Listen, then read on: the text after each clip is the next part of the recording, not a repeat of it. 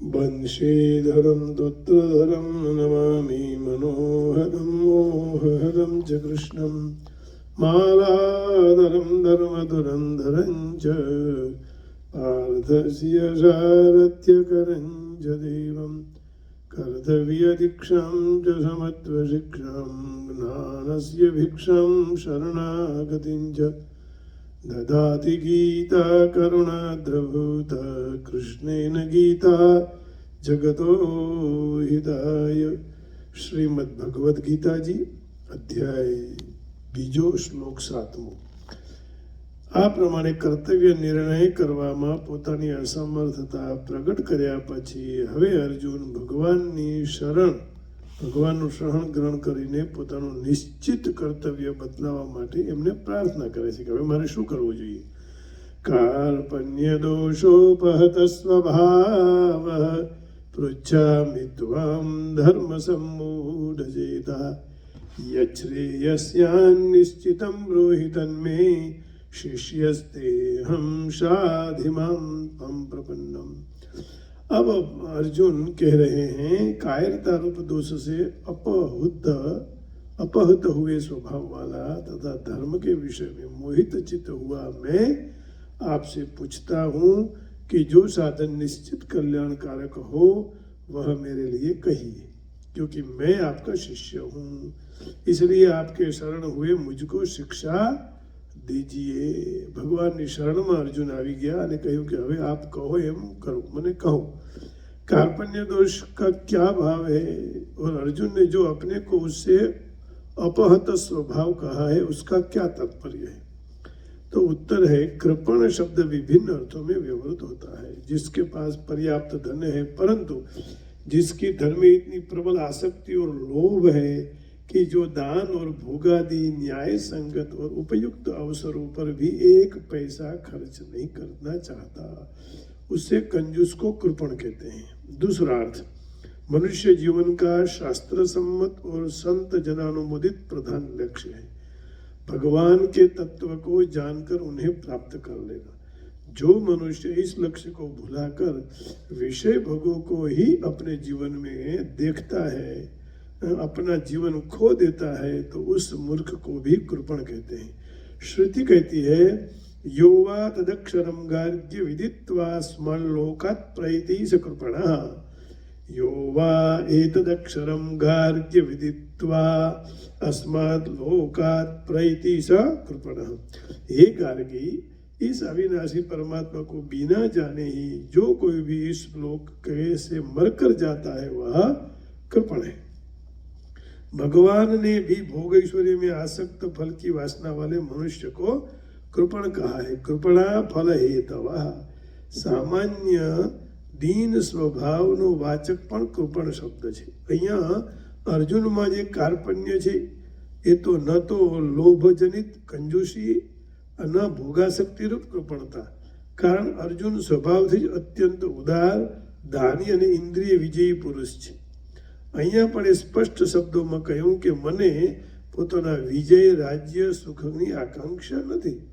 जिनके लिए वस्तुएं अपेक्षित हैं वे सब आत्मीय जन तो यहाँ मरने के लिए खड़े हैं.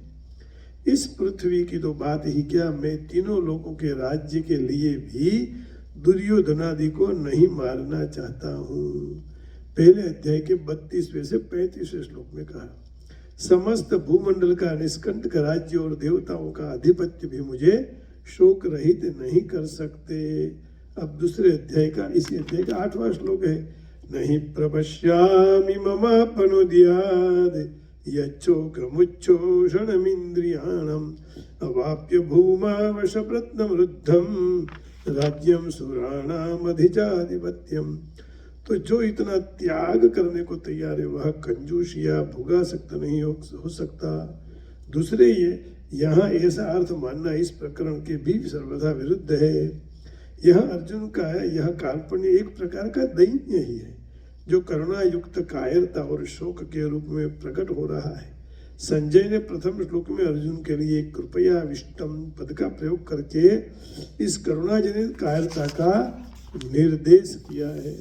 तीसरे श्लोक में स्वयं भगवान ने भी क्लैप्यम पद का प्रयोग करके इसकी पुष्टि की है। अतएव यह प्रतीत होता है कि अर्जुन का यह कार्पण्य बंधु नाश की आशंका से उत्पन्न करुणा युक्त कायरता ही है। अर्जुन आदर्श क्षत्रिय है, स्वाभाविक ही शूरवीर है, उनके लिए कायरता दोष ही है, चाहे वह किसी भी कारण से उत्पन्न हो। इसी से अर्जुन इसे कार्पण्य दोष कहते हैं। इस कार्पण्य दोष से अर्जुन का अतुलनीय शौर्य, वीर्य, धैर्य, चातुर्य, साहस और पराक्रम आदि से संपन्न क्षत्रिय स्वभाव नष्ट सा हो गया।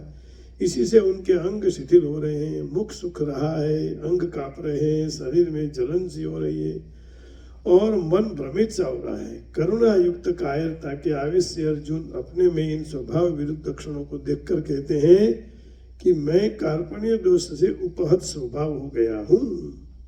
अब देखिए प्रश्न ये खड़ा होता है कि अर्जुन ने अपने को धर्म सम्मूढ़ चेता क्यों कहा?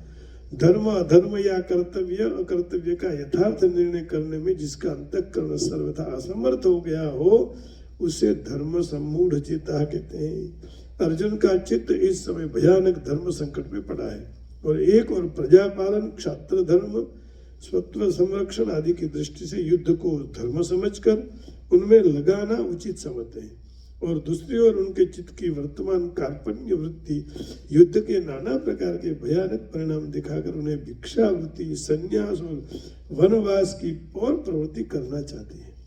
तो चित्त इतना करुणाविष्ट है कि वह बुद्धि को किसी निर्णय पर पहुंचने नहीं देता। इसी से अपने को किंग कर्तव्य मूढ़ पाकर अर्जुन ऐसा कहते हैं। अब प्रश्न ये है, निश्चितम श्रेय से क्या तात्पर्य है?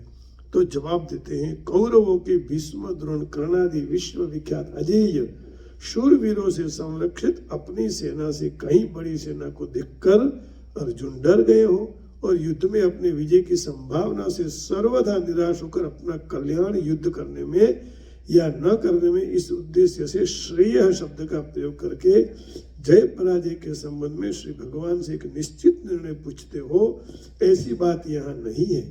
यहाँ तो अनेक चित्त में बंधु स्नेह जाग उठा है और बंधु नाश जनित एक बहुत बड़े पाप की संभावना हो गई है, जिससे वे अपने परम कल्याण में महान प्रतिबंधक समझते हैं। और दूसरी ओर मन में यह भावना भी आ रही है कि क्षत्रिय धर्म सम्मत युद्ध का जो मैं त्याग कर रहा हूँ, कहीं यही अधर्म हो और मेरे परम कल्याण में बाधक हो जाए, ऐसी बात तो नहीं है।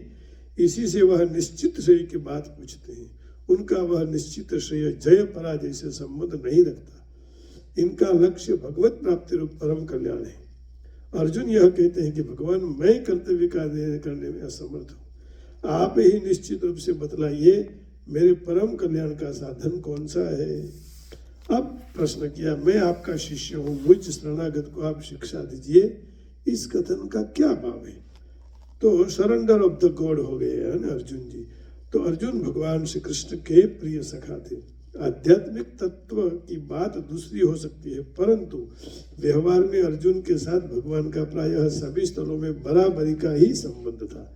खाने पीने, सोने और आने जाने में सभी जगह भगवान उनके साथ समान बर्ताव करते थे और भगवान के साथ समान बर्ताव करते थे और भगवान के श्रेष्ठत्व को प्रति मन में श्रद्धा और सम्मान होने पर भी अर्जुन उनके साथ बराबरी का व्यवहार करते थे। आज अर्जुन को अपनी ऐसी शोचनीय दशा देखकर यह अनुभव हुआ कि मैं वस्तुतः इनसे बराबरी करने योग्य नहीं हूँ। बराबरी में सलाह मिलती है, उपदेश नहीं मिलता, प्रेरणा मिलती है, बलपूर्वक अनुशासन नहीं होता। मेरा काम आज सलाह और प्रेरणा से नहीं चलता, मुझे तो उनकी आवश्यकता है जो उपदेश करे और बलपूर्वक अनुशासन करके श्रेय के मार्ग पर लगा दे और मेरे शोक मोह को सर्वदा नष्ट करके मुझे परम कल्याण की प्राप्ति करवा दे। और श्री कृष्ण से बढ़कर गुरु मुझे कौन मिल सकता है? परंतु गुरु की उपदेशामृत धारा तभी बरसती है, परंतु गुरु की जब शिष्य रूपी क्षेत्र उसे ग्रहण करने के लिए प्रस्तुत हो। इसलिए अर्जुन कहते हैं, भगवान मैं आपका शिष्य हूँ। शिष्य के कई प्रकार होते हैं। जो शिष्य उपदेश तो गुरु से ग्रहण करते हैं, परंतु अपने पुरुषार्थ का अहंकार रखते हैं या अपने सदगुरु को छोड़कर दूसरों पर भरोसा रखते हैं, वे गुरु कृपा का यथार्थ लाभ नहीं उठा सकते। मैं गुरु कृपा का यथार्थ लाभ नहीं उठा सकता। अर्जुन इसलिए शिष्यत्व के साथ ही अपने में अन्य शरणत्व की भावना करके कहते हैं कि भगवान मैं केवल शिष्य नहीं हूँ, आपके शरण भी हूँ। प्रपन्न शब्द का भावार्थ है भगवान को अत्यंत समर्थ और परम श्रेष्ठ समझकर उनके प्रति अपने को समर्पण कर देना। इसी का नाम शरणागति, आत्मनिक्षेप, आत्मसमर्पण है।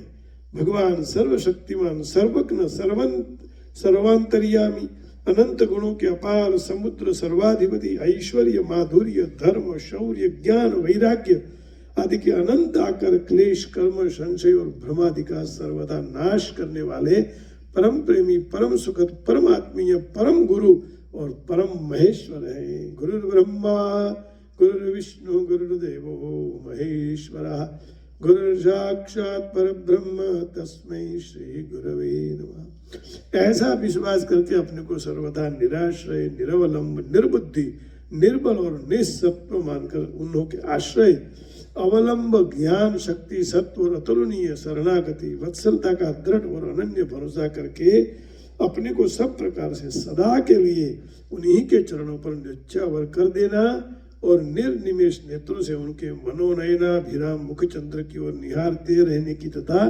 जड़ कठपुतली की ओर निहारते रहने की तथा जड़ कठपुतली की भांति नित्य निरंतर उनके संकेत पर नाचते रहने की एकमात्र लालसा, उनका अनन्य चिंतन करना ही भगवान के प्रपन्न होना है। जैसे भगवान कहेंगे वैसे करना है।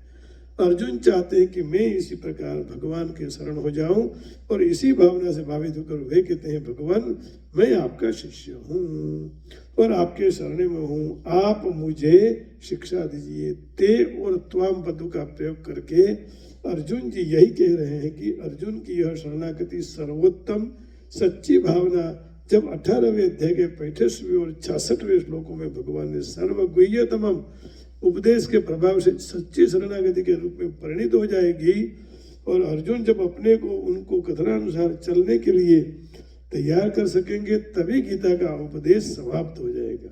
वस्तुतः इसी श्लोक से गीता की साधना का आरंभ होता है। यही उपदेश के उपक्रम का बीज है और सर्वधर्मान परित्यज्य श्लोक में ही इसी साधना का सिद्धि, साधना की सिद्धि है और वही उपसंहार है। इसलिए भगवान कहे हैं ना इति गुह्यतमं शास्त्रम, ये गुह्यतम शास्त्र है। और अर्जुन भी कह रहे हैं कि नष्टो मोहः स्मृतिर्लब्धा तत्प्रसादान् मया अच्युत गतोऽस्मि गत संदेह, मैं संदेह रहित हो गया हूँ, अब आपकी कृपा हो गई मेरे पर, ऐसे कह रहे हैं ना। तो आइए अब हम भगवान को कहेंगे हम आपके शरण में आ जाएंगे।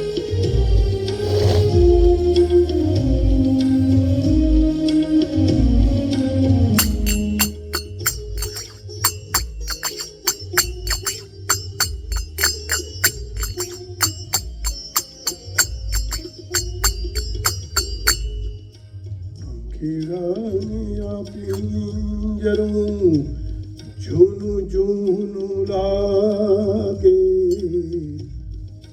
बहुए समझाव्यूं तो ये पंखी नव पिंजरू मांगे पंखी राने आ पिंजरू।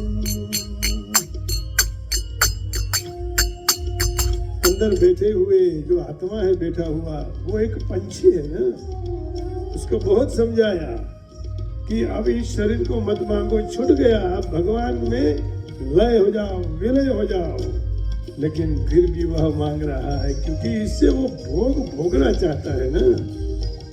इस शरीर से भोग मिलता है लेकिन यह शरीर भक्ति के लिए मिला है। यजम्पोयने खंडनेर प्राण नो यजम्पो एने खंडनेर प्राण नो फलधार्यो कर्यो मनोरथ दुर्ना प्रयाण तीर्थ देश जावा તેને લાગી બહુએ સમજાવ્યું તો એ પંખી નવ પિંજરમાં પંખેડા રે આ પિંજરું જૂનું જૂનું લાગે બહુએ સમજાયું તો એ પંખી નવ પિંજરમાં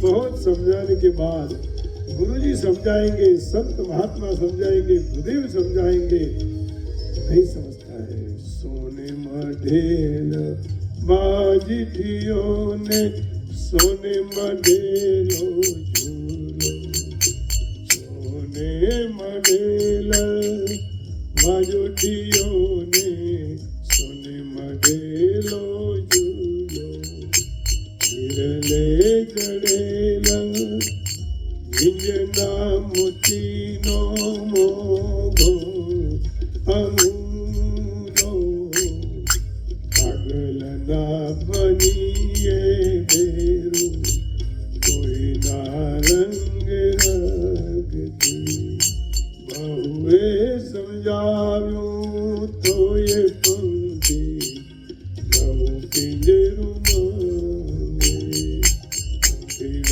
ने आ पिंजरू जुनु जुनु गागे बहुए समझायूं तो ये पंक्ति नव पिंजरू ने आ पिंजरू जुनु जुनु लागे। आपके सबके हृदय में बैठी हुई माँ उमिया 22 वाणी को प्रणाम करके वाणी को विराम देता हूँ। हरिओम, जय श्री कृष्ण, राधे राधे।